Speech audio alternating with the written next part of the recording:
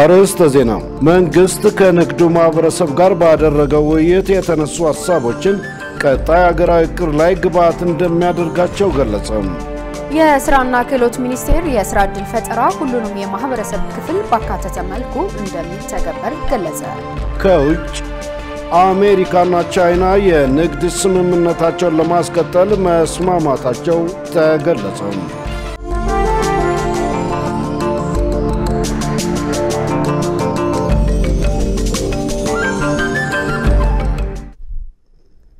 ሰላም ጤና ይስጥልን ተመልካቾቻችን ከኢሳት ነፃ የህዝብ ሚዲያ የሰዓቱ ዜናዎች ተጀምረዋል።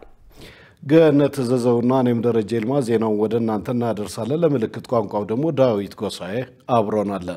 ወደ ቀዳሚው ዜና አልፋለሁ።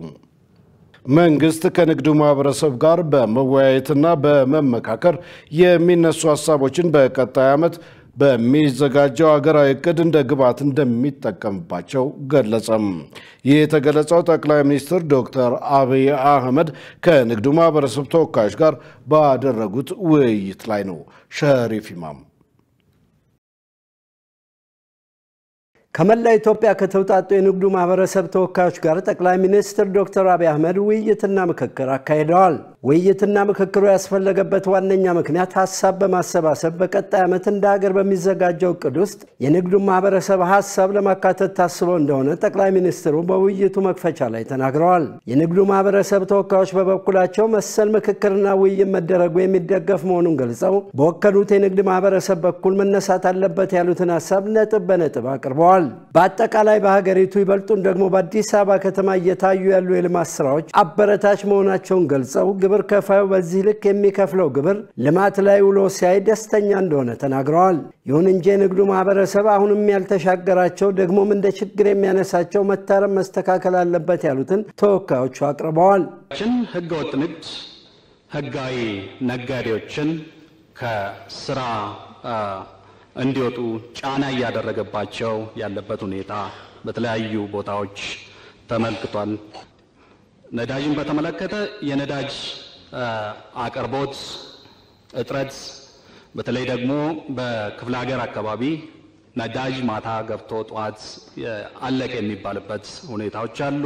በትክክል አገልጋይ የሆኑ በጣም ብዙ የመንግስት ሰራተኞችና የመንግስት የሥራ ኃላፊዎች ቢኖሩ በጣም ጥቂት ቶቹ ደግሞ ይህንን ወደ ጎን በመተው እስከ ገንዘብ ቢሮ ውስጥ እስከ መቀበል ድረስ ይደርሳሉ የሚል ጥያቄ ተነስቷል። ሰላምን የሚመለከት ነው። የራሳችን ሮል እንዳለ እናውቃለን። ስለዚህ መንግስት ዘላቂ ሰላምን ከማስፈን አኳያ ምን እያሰበ ነው? ሰላም ለአምራቹና ለነጋዴው ማህበረሰብ ብሎም ለሁሉም ወሳኝ እንደሆነ ይታወቃል። ስለዚህ መንግስት በዚህ ዙሪያ ላይ በቅርበት ከነጋዴው ማህበረሰብ ጋር እንዲሁም ደግሞ ከባህላዊ የአፈታት ስርዓት ሀገራችን ያላት ከመሆኑ አንፃር ባህላዊ አባቶች ወይንም ካልቸራል ሊደርስ ከሃይማኖት አባቶች በቅርበት እስከታች ድረስ በየጊዜው በአሳታፊነት መወያየት ብንችልና ሪሲት ያልሰጠ ግብር ከፋይ 50 ሺህ ብር ይቀጣ የነበረው 100 ገባ። መውረድ ነበረበት እንደውም ህዝቡን በማሳመን የኛ ህዝብ ባይዘው አንድ ነገር ምንድነው ግብር ስንጠየቅ እንነጫነጫለን፣ ግን እንዴ መድረክ ስጦታ ስንጠየቅ ደግሞ በደንብ እንሰጣለን። ግብር የማንከፍለውን ገንዘብ ስጦታ ላይ ለምንድን ነው? ለተነሱት ጥያቄዎች ምላሽና ማብራሪያ የሰጡት ጠቅላይ ሚኒስትር ዶክተር አብይ አህመድ ኢትዮጵያውያን ሁሉ ትኩረት የሚናደርገው የዕለት የዕለቱን ጉዳይ እንጂ ከዚህ ያለበለብ በዋና ዋና ዘላቂ ሀገራዊ ጉዳዮች ላይ የመነጋገር ባህል አላዳበርንም ብለዋል። አክለውም ኢትዮጵያ ሁለት ፈተናዎች አሉባት ያሉት ዶክተር አብይ አንዱ ፈተና የከረመ ሲሆን ሌላው ደግሞ አዲስ ፈተና ነው። እነዚህን ችግሮች በአምስት ከፍሎ ማየት እንደሚቻልም አስረድተዋል። አንደኛው ችግር የወረስነው ድህነትና ድህነት ለመውረስ የተዘጋጀው ትውልድ ነው። የወረስነው ችግር ነው፣ ድህነት ነው። የለም ይብቃ ደግሞ ካልነው ያን ለመውረስ የተሰናዳ ኃይል አለ። ሁለተኛው ችግር መዋቅራዊ ችግር ነው፣ ኢንስቲትዩሽናል ችግር ነው፣ ስትራክቸራል ችግር ነው። ተቋም የለም። ያለውን ተቋም እንዳነሳችሁት ጠዋት ሰጠውን ሰርቪስ አይደግሞም ከሰዓት። ሶስተኛው አመለካከት ነው። አመለካከት ከአራሹ ይልቅ ተኳሹን የሚያወድስ ከአራሹ ከሰራተኛው ይልቅ አጥፊውን የሚያወድስ አመለካከት አክሮስ ዘ ካንትሪ ያለ አቲቲዩድ ነው። አራተኛው የስልት ምርት ችግር ነው። እርሻም ከኛ ቀድሞ የጀመረ የለም፣ ግን አሁንም እዛው ነው። በኢንዱስትሪ የሚመጣ ሂውመን ካፒታል ማምረት የሚመጣ ስልት ምርታችን ችግር አለበት። እንዴት ፕሮዳክቲቭ መሆን አለብን የሚል ጉዳይ ማሰብ መስራት ይጠይቃል። አምስተኛው የማገልገል ችግር ነው፣ ሰርቪስ። እኔ ገርመኛል፣ ሰሞኑን ስናገር ነበር።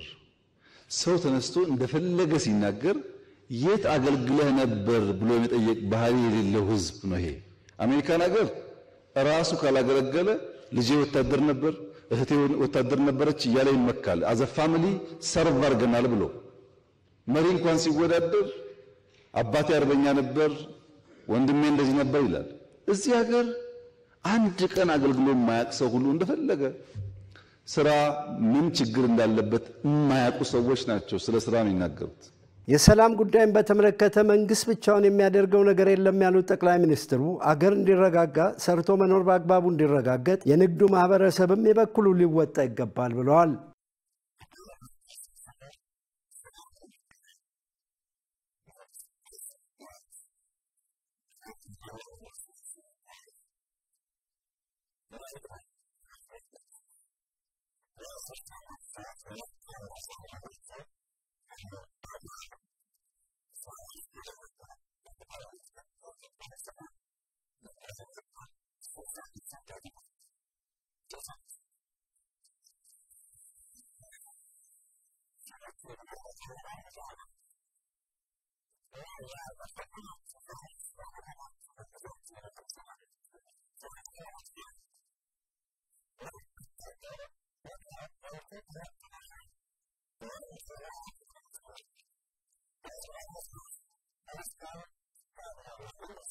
በንግዱ ማህበረሰብ በኩል የተነሱ ሐሳቦችን ሙሉ በሙሉ እንደግባት እንደሚወስዱት የገለጹት ጠቅላይ ሚኒስትር ከዚህ ባለፈ አንድ ባንድ በማየት ማስተካከያ ይደረጋል ብለዋል። የፈለግናችሁም ምናወያያችሁም ለእቅድ ግባት ነው። ምንድነው ያሉ ኮንሰርኖች እንስማቸው ብለን ስለሆነ አብዛኛው ነገር የእቅዳችን አካል ሆኖ የሚታይ ይሆናል። በውይይቱ ላይ ለጋራ ጉዳይ ተባብሮና ተመካክሮ መስራት ጠቃሚም አስፈላጊም እንደሆነ አጽንኦት ተሰጥቶበታል። የስራና ክህሎት ሚኒስቴር የስራ ዕድል ፈጠራ ሁሉንም የማህበረሰብ ክፍል ባካተተ መልኩ እንደሚተገበር ገለጸ። የስራ ዕድል ተጠቃሚ አለመሆን ለተለያዩ ህገወጥ ተግባራት ሊያጋልጥ እንደሚችልም ተጠቁሟል። ዮሐንስ ተስፋ ተጨማሪ ያለው ኢትዮጵያ ውስጥ የቴክኒክና የሙያ ትምህርት የሚያጠኑ ተማሪዎች ቁጥር እያሽቆለቆለ መሆኑ እየተገለጸ ሲሆን በሀገር አቀፍ ደረጃ 12ኛ ክፍልን ካጠናቀቁ ተማሪዎች መካከል 80% የሚሆኑት ወደ ቴክኒክና ሙያ ኮሌጆች ይመጣሉ ተብሎ የሚጠበቅ ቢሆንም እጅግ አነስተኛ መሆኑም ተጠቁሟል። ኢሳት ነጻ የህዝብ ሚዲያም ወጣቶችን በሙያ ስልጠና፣ በስራ ፈጠራ ተነሳሽነትና የስራ ዕድል መርሃ ግብሮች ለማብቃት ምን እየተሰራ ይገኛል? የቴክኒክና ሙያ ማሰልጠኛ ተቋማት ብቁ ሙያውን በአግባቡ የተረዳ ባለሙያ ለማምረት ምን ያህል ዝግጁነት አላቸው የሚለውን በመያዝ በስራና ክህሎት ሚኒስቴር የስራ ዕድል ፈጠራ መሪ ስራ አስፈጻሚ ዘሪሁን አለማየሁን አነጋግሯል። አቶ ዘሪሁን የስራና ክህሎት ሚኒስቴር የስራ ዕድል ፈጠራን አካታች በሆነ መልኩ እንደሚተገብር ገልጸው የሴቶችን ተጠቃሚነት ለማረጋገጥ ከሚገኘው ስራ 50% ለሴቶች ለማድረስ እቅድ ቢያዝም ማሳካት የተቻለው ግን 40% እንደሆነ አሳውቀዋል። የቴክኒክና ሙያ ማሰልጠኛ ተቋማትን በተመለከተ ተግባራዊና ብቁ ባለሙያ ለማፍራት በሚያስችል መልኩ ስልጠና እየሰጡ እንደሚገኙም ተናግረዋል። ተቋማቶቻችን አሁን የሚሰጧቸው ስልጠናዎች ተግባር ተኮር ስልጠናዎች ናቸው።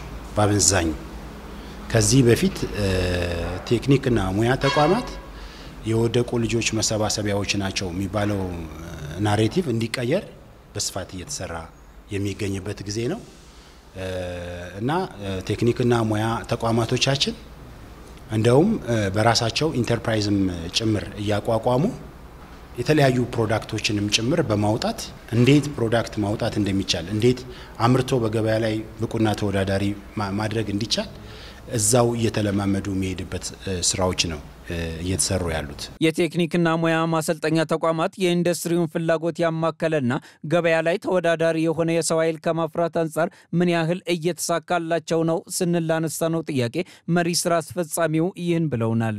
ቴክኒክና ሙያ ተቋማት ቴክኖሎጂው የማይጠይቀውን ወይንም ብቁ ያልሆነ የሰው ኃይል ነው የሚያፈሩት የሚለውን አሁን የቀደመ እንትን ነው የሚሆነው።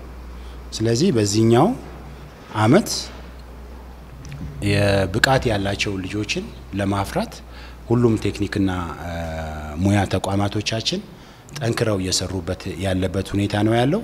ስለዚህ እኔ ከቴክኒክና ሙያ ተቋማት የወጡ ልጆች ኢንዱስትሪው ላይ ፊድባካቸው ጥሩ እንደሆነ ነው ያለኝ እንትን። ወጣቶች በሀገሪቱ በቂ የስራ እድል ባለመኖሩ ሳቢያ አግባብ ባልሆኑ ህገወጥ ድርጊቶች ላይ እንዲሳተፉ እድል ከፍቶላቸዋል በሚል ብዙዎች ሲያነሱ ይደመጣል። ስራ አጥነት የኢኮኖሚ የማህበራዊ እንዲሁም የፖለቲካዊ ችግር ነው የሚሉት አቶ ዘሪሁን ይህንን ለመቅረፍ በመንግስት በኩል ከፍተኛ ጥረት እየተደረገ እንደሆነም ገልጸዋል። ስራ የሌለው ዜጋ የትኛውም አካል መጥቶ እንዲቀላቀል ከሱ ጋራ ጥሪ ቢያቀርብለት ከዛ ጋር ከመቀላቀል ወደ ኋላ አይልም። ስለዚህ እንደዛ ሲሆን የፖለቲካም ችግር ይሆናል ማለት ነው። ስለዚህ ስራ ፈላጊ ዜጎችን ስራ እድል መፍጠሩ በተጠናከረ አግባብ አጠናክረን መንገፋበት ይሆናል ማለት ነው። የዘመኑን ቴክኖሎጂ የዋጀ ገበያ ላይ ተወዳዳሪ የሆነ ዜጋ ለማፍራትና የስራ እድል ፈጠራን ለማጠናከር ከሚመለከታቸው መንግስታዊና የግሉ ዘርፍ ባለድርሻ አካላት ጋር በትብብር እንደሚሰራ የስራና ክህሎት ሚኒስቴር አሳውቋል። በባህል ሕክምና ላይ የተሰማሩ አካላት ህጉን ተከትለው ሊሰሩ ይገባል ሲል የአዲስ አበባ ምግብና መድኃኒት ባለስልጣን ገለጸም። በተያያዘም በማህበራዊ የትስስር ገጽ ላይ ያለአግባብ ማስታወቂያ የሚያስነግሩ የባህል ሕክምና ተቋማት ግልጽ የሆነ አድራሻ ባለማስቀመጣቸው እርምጃ ለመውሰድ አስቸጋሪ መሆኑን ባለስልጣኑ አስታውቋል። ገነት ዘዘው ያዘጋጀችውን ትዕግስት ተስፋዬ እንደሚከተለው ታቀርበዋለች። ኢትዮጵያን ጨምሮ እንደ ህንድ፣ ቻይናና ኢንዶኔዥያ ያሉ ሀገራት በባህላዊ ሕክምናቸው የህብረተሰቡን ጤና ለመጠበቅ ከዘመኑ ጋር በመቀናጀት እንደሚሰሩ ይገለጻል። በዚህ ረገድም በመዲናዋ የሚገኙ የባህል ሕክምና ተቋማት ለማህበረሰቡ ስለሚሰጡት አገልግሎት ምን ያህል የክትትል ስራ ይሰራል ሲል ኢሳት የአዲስ አበባ ምግብና መድኃኒት ባለስልጣንን ጠይቋል። የባለስልጣኑ ምክትል ስራ አስኪያጅ እንጋ እርቃታ በሰጡት ምላሽ የባህል ሕክምናን በተመለከተ ባለስልጣኑ የምዝገባ ማረጋገጫ እንጂ እውቅና የሚሰጥ አለመሆኑን ተናግሯል። ምክትል ስራ አስኪያጁ በባህል ሕክምና ላይ የተሰማሩ አካላት ህጉን ተከትለው ሊሰሩ ይገባል ሲሉ እንዲህ ያስረዳሉ። በህግና ህግ መሰረት መስራት አለባቸው። በህግና ህግ መሰረት መስራት ማለት ምን ማለት ነው? ምሳሌ እኔ መዘገብኩት ማለት እየሰራ ነው አይደል? አድሬሱን አወቅኩት ማለት ነው። ሚሰራው ሰውዬ ማን ነው? ሬጂስተር አድርጌዋለሁ ማለት ነው። ስለዚህ ማንም እንደገባ የሆነ ነገር ባህል ሕክምና ነኝ ብሎ እዛ ቤት ውስጥ የሆነ ነገር አይፈጽምም ማለት ነው አይደል? ሁለተኛ ፕሮሲጀሮች አሉ። ምዝገባ ምሳሌ የባህል ሕክምና ነው የሚቀባ ነው የሚሰጠው፣ የሚጎረስ ነው፣ የሚታኘክ ነው፣ የሚሸተት ነው የሚወስደው፣ ሬጂስተር ያደርጋል። ሲሰጥ ስሙን አይንገረን ቢኮዝ ያው ሴክሬትሊ ነው የሚሰሩት አንዳንዶቹ አይደል? ማሳወቅ አይፈልጉም። ይሄ ስራ ስር ነው ይሄ እንትን ነው ምናምን ብሎ ላይነግሩ ይችላሉ። የራሳቸው ፓተንት ማተር ስላላቸው ማለት ነው። ሕክምና ማስታወቂያ የሚሰራበትና ምስክርነት የመስጠት ግዴታ በአዋጁ የተቀመጠ ነገር አለመኖሩን አንስተው በዚህ አንዳንድ የባህል ሕክምና አገልግሎት አሰጣጥን በተመለከተ የሚሰሩ ማስታወቂያዎች ከባህል ያፈነገጡ መኖራቸውን ጭምር ተናግረዋል። በዚህ ረገድ በዚህ ዓመት ማስታወቂያ ያለአግባብ ባስነገሩ 3 ተቋማት ላይ እርምጃ መወሰዱን ገልጸዋል። በየክፍለ ከተማው ነው ያሉት እነኚህ የባህል ሕክምናዎች የሚመዘገቡትም በየብራንቾቻችን ቅርንጫፎቻችን ነው። ባለኝ መረጃ 3 ተቋማት በዘንድሮ ዓመት ብቻ እርምጃ ወስደንባቸዋል። 3 ተቋማት ብቻ። አንዳንድ ክፍለ ከተማ ምንም የባህል ሕክምና የሌለው አለ። አሁን ልደታ ምናምን ብትወስጂ ምንም ያልተመዘገበበት አለ። ስለዚህ ሶስቱም የወሰድነው በሌላ ችግር አይደለም። ማስታወቂያ አላግባብ ያስነግራቸዋል። ማስታወቂያ የትኛውም ባይዘው የባህል ሕክምና ስለሆነ ብቻ አይደለም። የትኛውም የጤና ማስታወቂያ ትልቁ ነገር በሽተኛን ምስክር ማድረግ አይቻል። እኔ ድኛለሁ እንደዚህ ሆኛለሁ እንደዚህ ምስክርነት መስጠት ግዴታ የለብሽም። አትገደጅም ሳይሆን ትክክልም አይደለም አዋጁ ማይገልጽ። አክለውም በማህበራዊ ትስስር ገጽ ላይ ማስታወቂያ የሚያስነግሩ የባህል ሕክምና ተቋማት ግልጽ የሆነ አድራሻ ባለማስቀመጣቸው እርምጃ ለመውሰድ አስቸጋሪ እንዳደረገው ምክትል ስራ አስኪያጁ አብራርተዋል። እንደ ሱፐርማርኬት የሆነ ነገር አድርጎ ቲክቶክ ነው አሁን በቲክቶክ ላይ በየእንትኑ የሚያሰራጩ ሰዎች አሉ። አንዳንዶቹ ኦንላይን ናቸው። የሆነ ስትፈልጋቸው አታገኛቸው። በአካል ለማሸግ ሄደን ምናምን ምናጣቸው አሉ ማለት የሉም። የሆነ በኦንላይን ምናምን አይነት ነገሮች የሚጠቀሙል ስቲል ግን እንደዚህ አይነት ነገሮች ላይ ህብረተሰቡ እኛም በጣም ልንጋፈጣቸው የሚገባም ጥንቃቄም ልናደርግ ይገባል። ማህበረሰቡ ከባህል ሕክምና ተቋማት ስለሚወስዱ የሕክምና አገልግሎት ጥንቃቄ ማድረግ እንደሚገባ አክለው ተናግረዋል። በአማራ ክልል ባለፉት 10 ወራት ብቻ ከ1,900,000 በላይ ዜጎች በወባ ወረርሽኝ ተጠቂ እንደሆኑ የክልሉ ህብረተሰብ ጤና ኢንስቲትዩት ገለጸ። በደቡብ ጎንደር ዞን የወባ ወረርሽኙ በስፋት እየተሰራጨ መሆኑ የተገለጸ ሲሆን ከአምናው ተመሳሳይ ወቅት ጋር ሲነጻጸር ጭማሪ ማሳየቱ ተመልክቷል። ሰላማዊት ሙሉጌታ ተጨማሪ አላት። በኢትዮጵያ የአየር ጠባይ ሁኔታ መቀየር ጋር ተያይዞ በአንዳንድ ክልሎች የወባ ወረርሽኝ ስርጭት ይስተዋላል። ከዚሁ ጋር ተያይዞ ኢሳት በአማራ ክልል ያለውን የወባ ስርጭት ሁኔታው ምን ይመስላል፣ ችግሩን በዘላቂነት ለመቅረፍ ምን እየተሰራ ነው ሲል የክልሉን ህብረተሰብ ጤና ኢንስቲትዩትን ጠይቋል። የወባ ፕሮግራም አስተባባሪ ዳምጤ ላንከር እንዳሉት በክልሉ ባለፉት 11 ወራት ውስጥ 1,931,000 ዜጎች በወባ ወረርሽኝ መያዛቸውን ገልጸዋል። 40 ወረዳዎች የክልሉን የወባ ስርጭት መጠን 70% የሚሸፍኑ መሆኑን አመልክተዋል። እሺ እንግዲህ ያው ባሳለፍነው 2017 እስካሁን እናሳለፍናቸው 11 ወር አካባቢ ያው 1,931,000 በላይ ህሙማን ሪፖርት ተደርገዋል። ያው ይሄ ደግሞ በየዞኖቹ ስናየው እንግዲህ ከፍተኛ ስርጭት ያለባቸው ዞኖች አሉ፣ ወረዳዎችም አሉ በስርጭት አኳያ ስናየው ማለት ነው። እና አሁን በዋናነት በስፋት ብዙ ስርጭት ያለበት የደቡብ ጎንደር ዞን ነው። ከዚያ ደግሞ የአዊ ዞን፣ የማዕከላዊ ጎንደር ዞን እያለ ያው በቅደም ተከተል ይቀመጣሉ ማለት ነው። እንግዲህ በወረዳዎች ደግሞ ከፍተኛ ሪፖርት የሚያደርጉ የባህር ዳር ከተማ የመጀመሪያውን ድርሻ ይወስዳል። የደራ ወረዳ፣ ያየው ጓጉሳ ወረዳ፣ ምዕራብ ጎጃም ደግሞ ጃቢ ጠናን። የወባ ስርጭቱ ካለፈው አመት ተመሳሳይ ወቅት ጋር ሲነጻጸር ጨምሮ መገኘቱን የገለጹት አስተባባሪው የአየር ጠባይ መቀየር ጋር ተያይዞ የሚመጣውን ጫና ለመቀነስ እየተሰራ ነው ብለዋል። ባህር ዳር ከተማ ያለው የወባ ጫና በጣም የጎላ ስለሆነ ከባህር ዳር ዙሪያ የበጎ ፈቃደኞች ባለሙያዎችን ሰብስበን ወደ 70-80 ሰዎችን ደግሞ የግንዛቤ ፈጠራ ሰጠናል። ከዚያ ተጨማሪ ደራና ባህር ዳር ዙሪያም በተመሳሳይ እኛ ባሳለፍነው 2017 34 ቀዳሚ ወረዳዎችን መርጠን ከነዚያ ወረዳዎች ላይ ለ211 ተከታታይ ቀናት መረጃ ሰብስበናል። ለዚህ አካባቢ የጤና ትምህርት የተጠናከረ እንዲሆን አድርገናል። ከ6 ሚሊዮን በላይ የማህበረሰብ ክፍል ከነዚህ 34 ወረዳዎች ብቻ እንኳን በወባ መከላከል ተግባር ላይ የቁጥጥር ስራዎች ላይ በአጎበር አጠቃቀምና በአጠቃላይ በወባ እንትን ላይ የግንዛቤ ፈጠራዎች የጤና ትምህርቶች ተሰጥተዋልና ያው እየተሰጠ ነው የሚገኘው ለማለት ፈልጌ ነው። ከጤና ሚኒስቴር ጋር በመተባበር ስርጭቱ በስፋት በሚታይባቸው አካባቢዎች ላይ የአጎበርና የኬሚካል ስርጭት ለማድረግ ዝግጅት ስለመጠናቀቁም የወባ ፕሮግራም አስተባባሪ አቶ ዳምጤ ጠቁመዋል።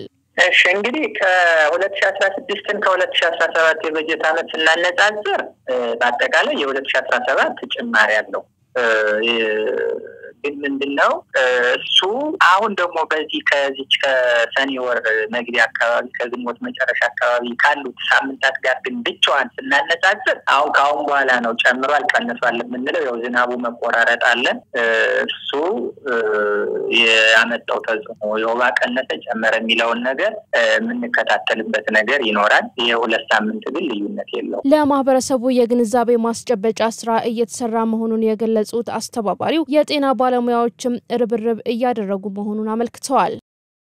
የተከበራችሁ ተመልካቾቻችን ከኢሳት ነፃ የህዝብ ሚዲያ ወደ እናንተ የሚደርሱ የሰዓቱ ዜናዎች እንደቀጠሉ ናቸው። አሁን ደግሞ የቢዝነስ መረጃዎችን የምናቀርብበት የአየር ሰዓት ላይ ደርሰናል። የቢዝነስ መረጃዎችን የምታቀርብልን መሰረት ባዩናት። በቀጥታ ወደ ቢዝነስ ዘገባዎች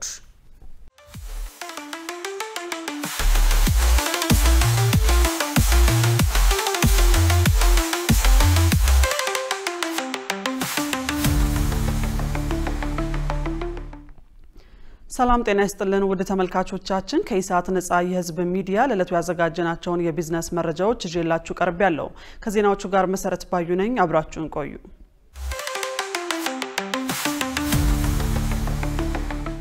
የኦዲት ባለድርሻ አካላት ፎረም የተቋማትን አሰራር በመፈተሽ የቁጥጥር ስርዓትን ለማጠናከርና ተጠያቂነትን ለማስፈን አስቻይ ሁኔታ መፍጠሩ ተገለጸ።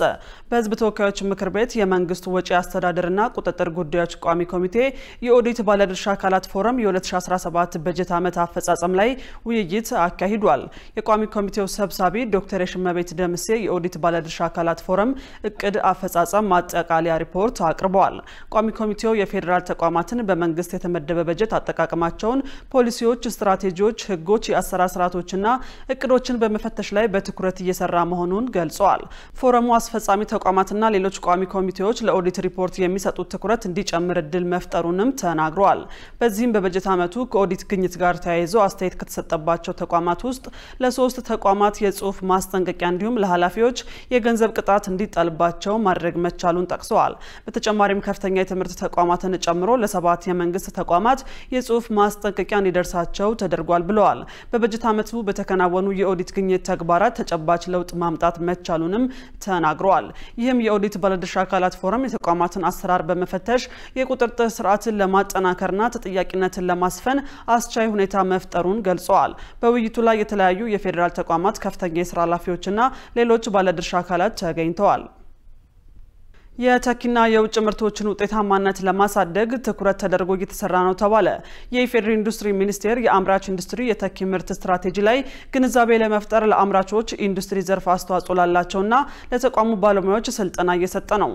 በኢንዱስትሪ ሚኒስቴር የተኪ ምርቶች ተወዳዳሪነት መሪ ስራ አስፈጻሚ አቶ መሳይነህ ውብሸት እንደገለጹት የአምራች ኢንዱስትሪ ዘርፍን ለማሳደግ ስትራቴጂ በማዘጋጀት በዋናኛነት የተኪና የውጭ ምርቶችን ውጤታማነት ለማሳደግ ትኩረት ተደርጎ እየተሰራ ነው። ሆኖም የሀገር በቀል ኢኮኖሚውን ለማሻሻል የአምራች ኢንዱስትሪ ዘርፍ ትልቁን ድርሻ ምርትና ምርታማነትን ለማሳደግ እንዲቻል የተኪ ምርት ስትራቴጂን በመረዳት በዘርፉ የሚስተዋለውን ችግር መፍታት የሚችል ባለሙያዎችን ለመፍጠር አቅም የማሳደጉ ተግባር በተጠናከረ መልኩ እየተሰራ ነው ብለዋል። ለአምራች ኢንዱስትሪዎች በእውቀት ላይ የተመሰረተ ድጋፍ ማድረግ አስፈላጊ ሆኖ በመገኘቱ በተኪ ምርት ስትራቴጂ ዙሪያ ስልጠና ተዘጋጅቶ እየተሰጠ መሆኑን እንደ ማሳያነት ገልጸዋል። አቶ መሳይነህ አክለውም በኢትዮጵያ የአምራች ኢንዱስትሪ ዘርፍ የምርት ጥራትን በሀገር ውስጥም ሆነ በዓለም አቀፍ ገበያ ጥራትና ተወዳዳሪነት ለማሳደግ ስትራቴጂ ላይ ውይይት እንደሚደረግ አስረድተዋል። በትግራይ ክልል ለሚገኙ አምራቾች በጥናት የተለዩ ችግሮችን ለመቅረፍ የሚያስችል የአቅም ግንባታ ስልጠና እየተሰጠ እንደሆነ ተገለጸ። በትግራይ ክልል ለሚገኙ አምራቾች በጥናት የተለዩ ችግሮችን ለመቅረፍ የሚያስችል የአቅም ግንባታ ስልጠና እየተሰጠ መሆኑን የኢትዮጵያ ኢንተርፕራይዝ ልማት አስታውቋል። በኢትዮጵያ ኢንተርፕራይዝ ልማት የአነስተኛና መካከለኛ ኢንተርፕራይዝ ፋይናንስ ፕሮጀክት በትግራይ ክልል የሚገኙ አምራች ኢንተርፕራይዞች ያሉባቸውን ችግሮች በጥናት ተለይተው በዘለቄታ ለመፍታት የሚያስችል በኤክስፖርት ዝግጁነት ኢንተርፕሪነርሺፕ እና ቢዝነስ ማኔጅመንት ዲጂታል ማርኬቲንግ እና ኢኮሜርስን መሰረት ያደረጉ ከክልል የተለያዩ ከተሞች እና ወረዳዎች ለተውጣጡ አምራቾች ስልጠና እየተሰጠ ነው። በመድረኩ የመክፈቻ ንግግር ያደረጉት በኢትዮጵያ ኢንተርፕራይዝ ልማት የስራ አመራር ዋና ስራ አስፈጻሚ አቶ ከላሊ ወልደ ገብርኤል እነዚህን ስልጠናዎች ስናዘጋጅ በጥናት የተለዩ የአምራች ኢንተርፕራይዞችን ችግር በመለየት በዘለቄታው ለመቅረፍ እንደሆነ ገልጸዋል።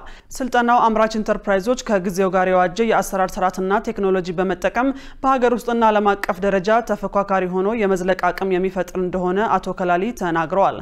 አምራቾች በዚህ ስልጠና ያገኙትን ልምድ ለሌሎች አምራቾች በማካፈል አርአያ እንዲሆኑ ጠይቀዋል። የነዳጅ ሽያጭ ላይ የተጨማሪ እሴት ታክስ ሊጨመር ነው ተባለ።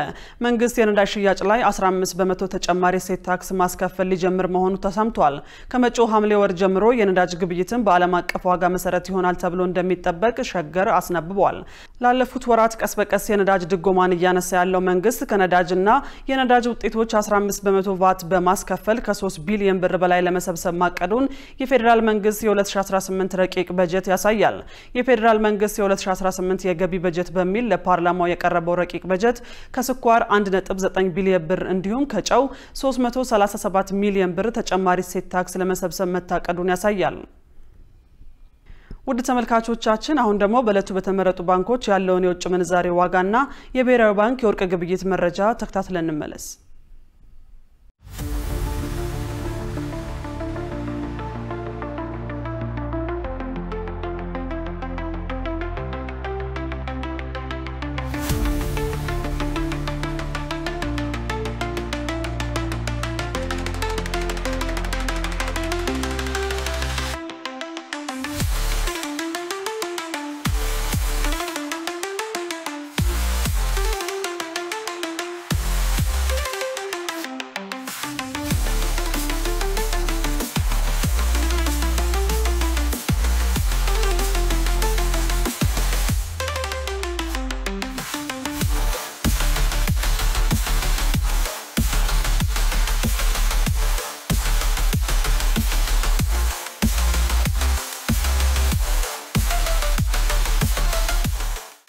ውድ ተመልካቾቻችን ከኢሳት ነጻ የህዝብ ሚዲያ ለዕለቱ ያዝናቸው የቢዝነስ መረጃዎች በዚሁ ተጠናቀዋል። ወደ ቀሪዎቹ ዜናዎች እንመለስ።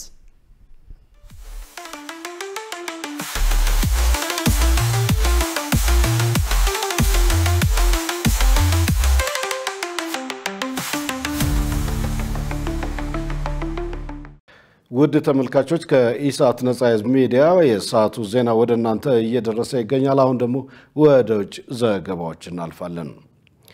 የፍልስጤም ፕሬዝዳንት ሐማስ ትጥቁን እንዲፈታ ጠየቁ። የፍልስጤም ፕሬዝዳንት ማህሙድ አባስ ሐማስ ትጥቅ እንዲፈታና የፍልስጤምን ህዝብ ደህንነት ለመጠበቅ ዓለም አቀፍ ኃይሎች እንዲሰማሩ ጥሪ አቅርበዋል። ፕሬዝዳንቱ ሐማስ ከዚህ በኋላ ጋዛን አይገዛም ብለዋል። አባስ ለፈረንሳዊ ፕሬዝዳንት ኢማኑኤል ማክሮን እና ለሳዑዲ አረቢያ አልጋ ወራሽ መሐመድ ቢን ሳልማን በዚህ ሳምንት በጻፉት ደብዳቤ በጋዛ ያለውን ጦርነት ለማስቆምና በመካከለኛው ምስራቅ ሰላምን ለማስፈን መወሰድ አለባቸው ያሉትን ዋና ዋና እርምጃዎች ዘርዝረዋል።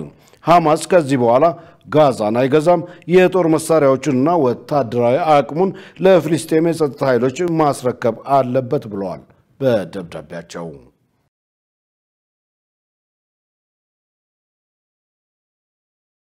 አሜሪካና ቻይና የንግድ ስምምነታቸውን ለማስቀጠል መስማማታቸው ተገለጸ። የአሜሪካና የቻይና ባለስልጣናት በእንግሊዝ ለንደን ባደረጉት ውይይት ወደ ውጭ የሚላኩ ምርቶች ላይ የተቀመጡ እገዳዎችን ለማቃለልና የታሪፍ ስምምነትን ለማስቀጠል ተስማምተዋል። መሰረት ባዩ ተጨማሪ አላት። የሁለቱ ሀገራት ባለስልጣናት ቻይና ወደ ውጭ በመትልካቸው ማዕድናት ላይ የተጣሉ ገደቦችን ለማቃለልና ለረጅም ጊዜ የቆዩ የንግድ ልዩነቶችን ዘላቂ መፍትሄ ለማግኘት ያላቸውን ፍላጎት አሳይተዋል።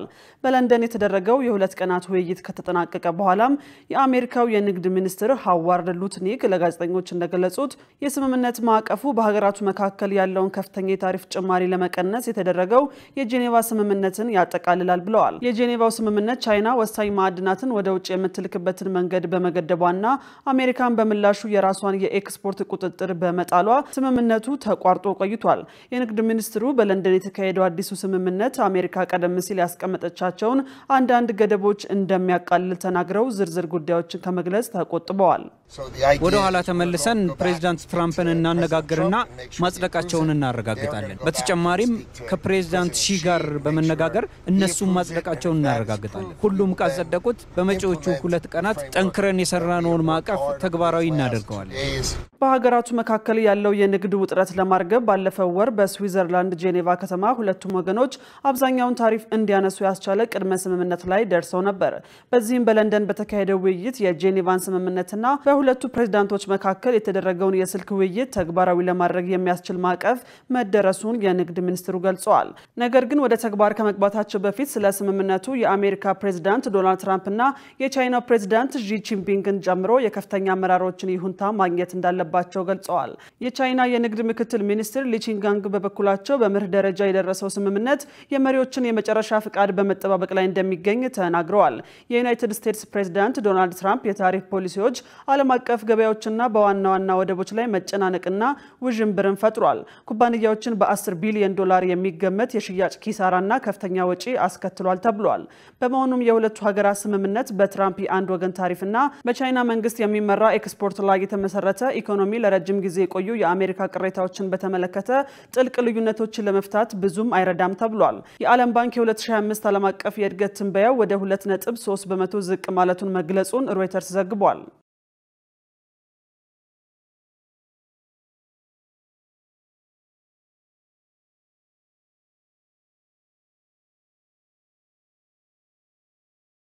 ውድ ተመልካቾች አሁን ደግሞ የስፖርት ዘገባዎችን የምናቀርብበት የአየር ጊዜ ላይ ደርሰናል። ሙሉ ቀን ሰለሞን ይጠብቀናል። ወደዛው እንለፍ። ለጤንነት ለምርት ለወዳጅነት ሰላም ጤና ይስጥልን ተመልካቾቻችን። ከኢሳት ነጻ የህዝብ ሚዲያ የዕለቱን ስፖርታዊ መረጃዎች ይዘን ቀርበናል። ከመረጃዎቹ ጋር ሙሉ ቀን ሰለሞን ነኝ። 18ኛው የፌደራል ሰራተኞች ስፖርት ፌስቲቫል ተጠናቀቀ። በባህልና ስፖርት ሚኒስቴር አዘጋጅነት ሲካሄድ የቆየው 18ኛው የፌደራል ሰራተኞች ስፖርት ፌስቲቫል ባሳለፍነው ሰኞ በአዲስ አበባ ስቴዲየም በተካሄደ መዝጊያ ስነ ስርዓት ተጠናቋል። ለ46 ቀናት የቆየው ዓመታዊ ፌስቲቫሉ በእግር ኳስ፣ በቮሊቦል፣ በጠረጴዛ ቴኒስ፣ በዳርትና በቼዝ በአጠቃላይ በ5 የስፖርት አይነቶች ተካሂዷል። የእግር ኳስ ውድድሩ በሁለት ምድቦች የተካሄደ ሲሆን በምድብ 1 መከላከያ፣ በምድብ 2 የኢትዮጵያ ሲቪል አቪዬሽን ባለስልጣን አሸናፊዎች ሆነዋል። በተጨማሪም በቼዝና በዳርት ትምህርት ሚኒስቴር፣ በጠረጴዛ ቴኒስ ገቢዎች ሚኒስቴር፣ በቮሊቦል በወንዶች ኢንሳና በሴቶች የኢትዮጵያ ስፖርት አካዳሚ አሸናፊ ሆነዋል። የኢትዮጵያ እጅ ኳስ ፌዴሬሽን በየዓመቱ የሚያዘጋጀው የኢትዮጵያ እጅ ኳስ ፕሪሚየር ሊግ በመቀለ ሰባ እንደርታ አሸናፊነት ተጠናቀቀ። 10 ክለቦች የተሳተፉበት የኢትዮጵያ እጅ ኳስ ፕሪሚየር ሊግ የመጨረሻ ዙር ውድድር በዋሳ ከተማ ሲካሄድ ቆይቷል። በውድድሩ የመቀለ ሰባ እንደርታ በፕሪሚየር ሊጉ ለመጀመሪያ ጊዜ የዋንጫ ባለቤት በመሆን በትላንትናው ዕለት ተጠናቋል። ላለፉት 5 ዓመታት በተከታታይ ዋንጫውን ያነሳው የቂርቆስ ክፍለ ከተማ እጅ ኳስ ክለብ ዘንድሮ በሁለተኛነት ያጠናቀቀ ሲሆን የሊጉን 3ኛ ደረጃ የኦሜድላ እጅ ኳስ ክለብ አግኝቷል። ለዓለም ክለቦች ዋንጫ ተብሎ የተከፈተውን የዝውውር መስኮት በመጠቀም የተለያዩ ትላልቅ ዝውውሮች ተከናውነዋል። በዛሬው ዕለት ሙሉ በሙሉ የተጠናቀቁ ዝውውሮችን ስንመለከት በዝውውር መስኮቱ 4 ዝውውሮችን ያደረገው ማንቸስተር ሲቲ እናስቀድም። ማንቸስተር ሲቲ የኦሎምፒክ ሊዮኑን የመሃል ሜዳ ተጫዋች ራያን ቸርኪን በ40 ሚሊዮን ዩሮ ክፍያ የ5 ዓመት ኮንትራት አስፈርመዋል። ፈረንሳዊ የ21 ዓመቱ ተጫዋች በቀጣዩ ዓለም ክለቦች ዋንጫ ውድድር ስብስብ ይካተታል ተብሎ ይጠበቃል። በተጨማሪም ሲቲዎች የኤሲ ሚላኑን ኔዘርላንዳዊ የመሃል ሜዳ ተጫዋች ቲጃኒ ሬንደርሰን ከተጨማሪ ክፍያ በፊት 55 ሚሊዮን ዩሮ በማውጣት በ5 ዓመት ውል ማስፈረማቸውን በይፋ አስታውቋል። ተጫዋቹ የሴሪ የዓመቱ ምርጥ አማካይ ሽልማት ማሸነፉ አይዘነጋም። የቡንደስሊጋው ክለብ ቦሩሲያ ዶርትሙንድ እንግሊዛዊውን ጆቬ ቤሊንግሃም በ38 ሚሊዮን ዩሮ ማስፈረሙን አረጋግጧል። የ18 ዓመቱ ተጫዋች ጆቬ ቤሊንግሃም በቦሩሲያ ዶርትሙንድ ቤት የ5 ዓመት ኮንትራት ፈርሟል። የስኮትላንዱ ክለብ ሴልቲክ ደግሞ የቀድሞ አምበሉን ኬራን ቲርኒን በድጋሚ ማስፈረማቸውን በይፋ አስታውቋል። ኮንትራቱ መጠናቀቁን ተከትሎ ከአርሰናል ጋር የተለያየው ስኮትላንዳዊ ኬራን ቲርኒ ሴልቲክን በነፃ ዝውውር ተቀላቅሏል። በቃል ደረጃ ስምምነታቸው መጠናቀቃቸው የተገለጹትን ዝውውሮች ስናይ የፕሪሚየር ሊጉ አሸናፊ ሊቨርፑል ጀርመናዊውን የ22 ዓመት አማካይ ፍሎሪያን ቨርትዝ ከባየር ሊቨርኩሰን ለማስፈረም ከስምምነት መድረሳቸው ተገልጿል። ዝውውሩ እውን የሚሆን ከሆነ የመርሲሳይዱ ክለብ ለባየር ሊቨርኩሰን ወደፊት የሚከፈል ክፍያን ጨምሮ ለዝውውሩ 150 ሚሊዮን ዩሮ የሚከፍል ይሆናል። ዝውውሩ ሲጠናቀቅም ተጫዋቹ ከኔይማርና ምባፔ በመቀጠል 3ኛ ውድ ዝውውር የሚሆን ሲሆን በቡንደስሊጋውና በፕሪሚየር ሊግ ታሪክ ደግሞ ቁጥር 1 ውዱ ዝውውር ይሆናል። የሴሪያው ሻምፒዮን ናፖሊ በበኩሉ ማንቸስተር ሲቲን ከ10 ዓመታት ቆይታ በኋላ የለቀቀውን ቤልጂየማዊውን ኬቪን ደብሩይንን በነፃ ዝውውር ለማስፈረም ከስምምነት መድረሳቸው ተገልጿል። ኬቪን ደብሩይን በናፖሊ ቤት ለተጨማሪ ዓመት የመቆየት አማራጭ ያካተተ የ2 ዓመቱን ለመፈረም መስማማቱ ፋብሪዚዮ ሮማኖ ዘግቧል። ተመልካቾቻችን ከኢሳት ነፃ የህዝብ ሚዲያ ለዕለቱ ያዘጋጀናቸው ስፖርታዊ መረጃዎች የተከታተላችኋቸውን ይመስሉ ነበር። ከመረጃዎቹ ጋር ሙልቀን ሰለሞን አብራችሁ ቆየው። መልካም ጊዜ ይሆንላችሁ። ለጤንነት ለምርት ለወዳጅነት የተከበራችሁ ተመልካቾቻችን ከኢሳት ነፃ የህዝብ ሚዲያ ወደ እናንተ ሲደርሱ የነበሩ የሰዓቱ ዜናዎች ይህን ይመስሉ ነበር። ገነት ዘዘውና እኔም ደረጀ ይልማ ዜናውን ወደ እናንተ ስናደርስ ቆይተናል። ለምልክት ቋንቋውም እንደዚሁ ዳዊት ጎሳዬ አብሮን ነበረ። ከቀሪ የኢሳት ዝግጅቶች ጋር ሰናይ ጊዜ